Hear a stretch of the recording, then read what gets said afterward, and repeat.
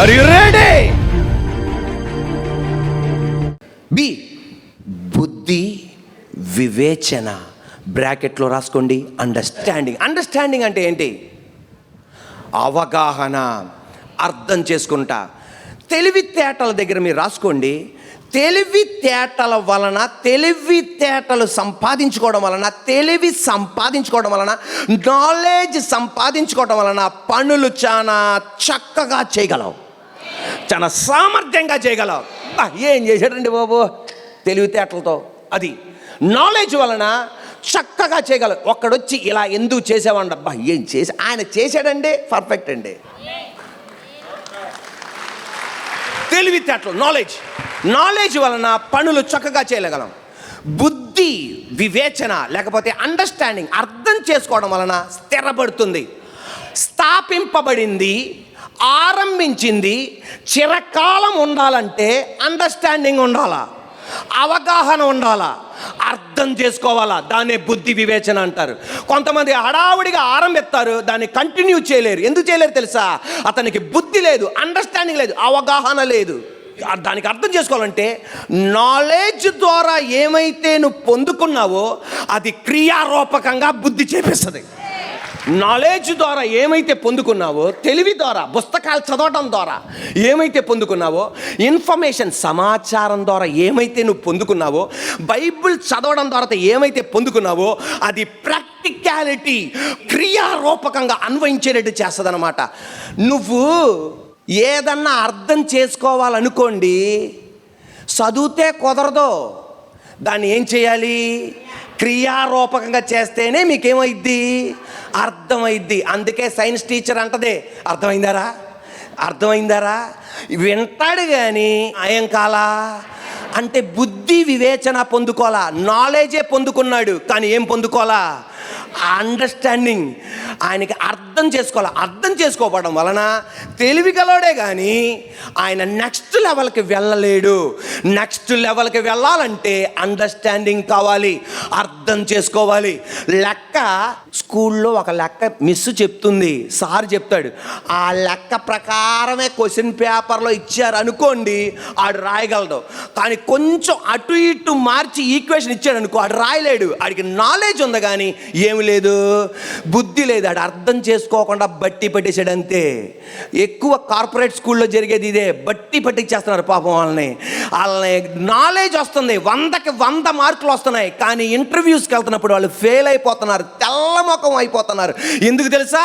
వాళ్ళు నాలెడ్జ్ 100కి 100 మార్కులు వస్తున్నాయి కానీ అర్థం చేసుకోకపోవడం వలన వాళ్ళు సక్సెస్ అవ్వలేకపోతున్నారు. కార్పొరేట్ స్కూల్ కన్నా గొప్ప గొప్ప స్థానానికి వెళ్ళింది గవర్నమెంట్ స్కూల్లో చదివిన వాళ్ళే వెళ్తున్నారు. ఎందుకు తెలుసా? వాళ్ళు నాలెడ్జ్ మార్కులు తక్కువ రావచ్చు, బుద్ధి సంపాదించుకున్నారు, టకాని వెళ్ళిపోతున్నారు అంటే వాళ్ళు. దానికి అర్థం కార్పొరేట్ స్కూల్లో చదివించకూడదు అని నేను అన్నట్లా. చదివించండి, దేవుని స్తోత్రం. Are you ready? చదివించండి. నువ్వు ఎంత పెద్ద స్కూల్లో చదివినా, చదవకపోయినా, గవర్నమెంట్ స్కూల్లో చదివినా నాలెడ్జ్తో పాటు ఇది ఆపరేట్ అవ్వాలి, అర్థం చేసుకోవాలి. ఆమేన్, హల్లెలూయా.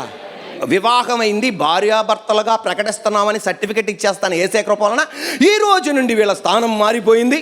భార్యాభర్తలు ఒక కొత్త కుటుంబం ఈ లోకం మీద ఏమైంది? స్థాపింపబడింది, ఎస్టాబ్లిష్డ్. అది కంటిన్యూ అవ్వాలంటే భార్యకి భర్త గురించి ఉన్న నాలెడ్జ్, సమాచారం అందుకుంది బంధువుల ద్వారా, ఇతరుల ద్వారా. భర్త భార్య ఎలాంటిదో అని సమాచారం సంపాదించుకున్నాడు, అది ఎస్టాబ్లిష్ అయింది. అది ముందుకు వెళ్ళాలంటే ఇద్దరు ఏం చేసుకోవాలి? అర్థం చేసుకోవాలి. అంతేగాని వెళ్ళిపో, మీ ఇంటికి వెళ్ళిపో, మీ అమ్మని మార్చి మీ అమ్మ దగ్గరికి వెళ్ళే, మీ నాన్న దగ్గరికి వెళ్ళే, అక్కడ నేర్చుకునిరా. కుదరదు. నీ ఇంట్లోనే ఉండాలా, నీ గదిలోనే ఉండాలా, ఇద్దరు ఒకళ్ళు అక్కడ ఉండాలా. అప్పుడు మీ ఇద్దరు ఏం చేసుకుంటారు? అర్థం చేసుకుంటారు. ఈరోజు విజయవంతమైన కుటుంబం జీవితం చేస్తున్న అనేక మంది ఉన్నారు. వాళ్ళందరూ చేసింది ఏంటి తెలుసా? విడిపోలా, గొడవ వచ్చినా ఇంట్లోనే ఉన్నారు. ఆమేనండి. అరుసుకున్నా ఇంట్లోనే ఉన్నారు, పరిచేసినా ఇంట్లోనే ఉన్నారు, అనుమానం వచ్చినా ఇంట్లోనే ఉన్నారు. తర్వాత ఒకరికొకరు అర్థం చేసుకున్నారు. అంతేగాని మాట్లాడితే ఇంటికి వెళ్ళిపో దేవుడు అంటాడు, నిన్నింటికి పంపిస్తానంటాడు. దేవుడు జతపరిచిన వాడిని ఎవ్వడు వేరుపరచకూడదు. ఇప్పుడు కసి మీద ఆమె అనాలి. అనుమానం వేరుపరచకూడదు, అప్పులు వేరుపరచకూడదు, కష్టాలు వేరుపరచకూడదు, మీ అమ్మ వేరుపరచకూడదు, మీ అత్తయ్య వేరుపరచకూడదు, మీ నాన్న వేరుపరచకూడదు. ఎందుకు చెప్తున్నా నాకు అర్థం కావట్లా. మా అమ్మ వేరుపరచకూడదు, మీ నాన్న వేరుపరచకూడదు, పాస్టర్ గారైనా నేను వేరుపరచకూడదు. That is the God's commandment. అర్థం చేసుకోవాలి. ఏం చేయాలి? వంట వండటం రాదు, వంట వండే పుస్తకాన్ని కొన్నావు, లేకపోతే మా ఊరి వంటకాలు అన్న టీవీ కార్యక్రమంలోని చూసావు, అంతా కాగితంలో రాసుకున్నావు. నువ్వేం సంపాదించుకున్నావు? నాలెడ్జ్. నేను కూడా కొత్త పుస్తకం రాయిపోతున్నా, చార్లీ బాబు వంట పుస్తకం అని. అందరి దగ్గర నుండి నేర్చుకుంటున్నాను ఈ రోజున. ఎప్పుడు వనలా చదివావు, కానీ నాలెడ్జ్ సంపాదించుకున్నావు. దాన్ని క్రియారూపకంగా చేస్తే ఫస్ట్ రోజు సరిగ్గా రాదు, రెండో రోజు రాదు, 2 నెలకల్లా పుస్తకం రాసినోడికి మించి రాస్తావు నువ్వు.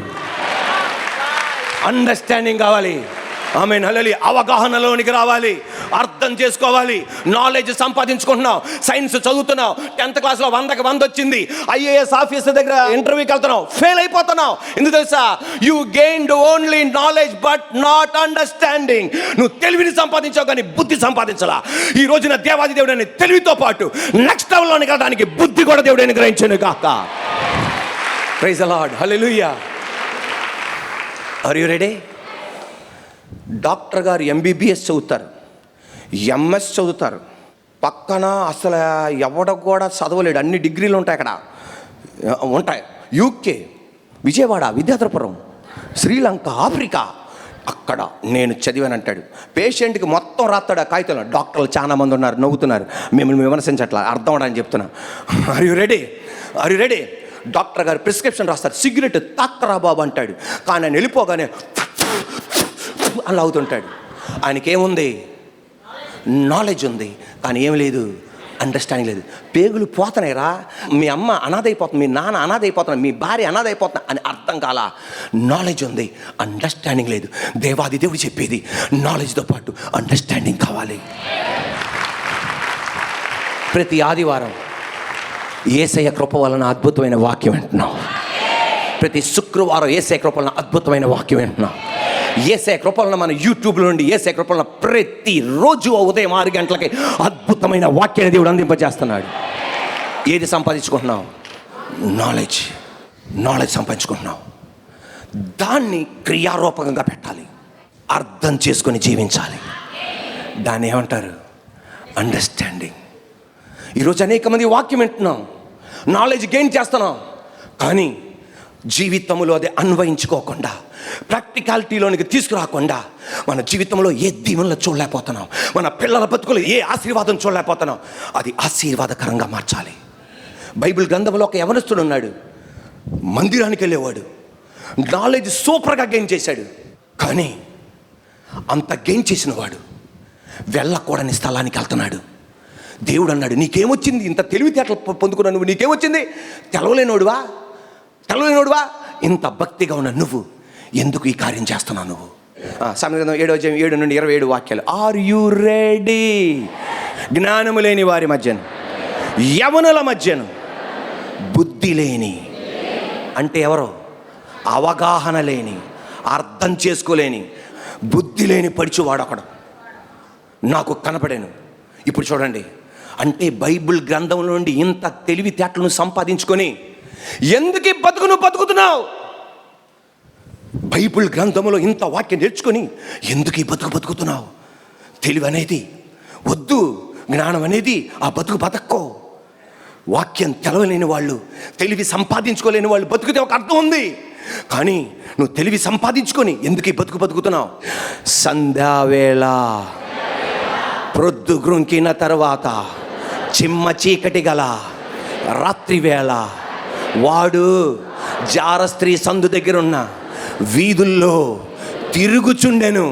ఎవడో బుద్ధి లేనివాడు, వాక్యం విని అవగాహన లేని, అర్థం చేసుకోలేని వాడు తిరుగుచుండెను. దాని ఇంటి మార్గమున నడుచుచుండెను. అంతటా వేషం వేసుకొనిన కపటము గల స్త్రీ ఒకతే వాణ్ణి ఎదుర్కొని వచ్చెను. జార స్త్రీ మార్గముల తట్టు నీ మనస్సు తొలగనీయకము. జార పురుషుల మార్గముల తట్టు నీ మనసు తొలగనీయకము. దారి తప్పి అది నడచు త్రోవలోనికి పోకుము. గట్టిగా అది వాడు గాయపరిచి పడద్రోసిన వారు అనేకులు, అది చంపిన వారు లెక్కలేనంత మంది. దాని ఇల్లు పాతాళం, నరకమునకు పోవు మార్గం. ఆ మార్గం మరణశాలలకు. బుద్ధి కలిగి జీవించు. అండర్స్టాండ్.